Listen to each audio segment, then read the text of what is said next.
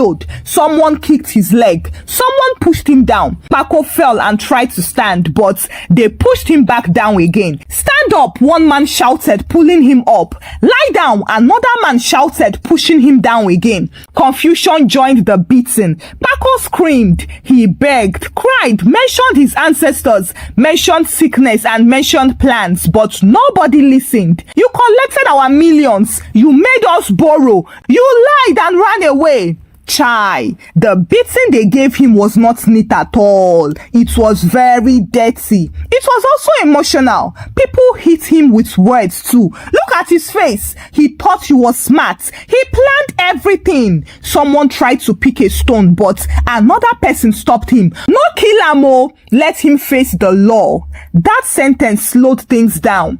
By now, a small crowd had gathered looking at Kpako, whose body was shaking uncontrollably. Suddenly, sirens sounded in the air.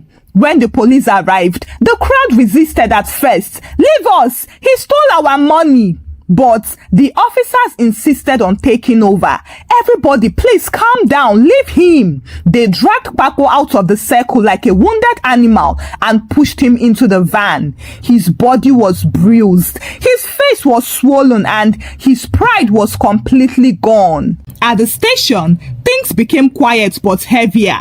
Kpako sat on a bench with his head down, shaking. Statements were taken, names were written, amounts were mentioned, and evidence was produced. There was no escaping for Kpako now.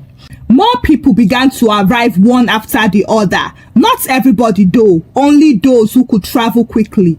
Each person came with a face that carried disappointment mixed with anger.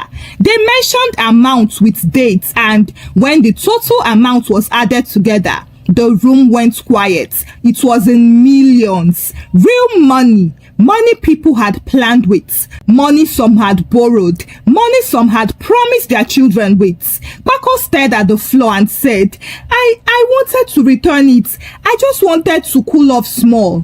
One officer scoffed. Cooling off with people money is a crime.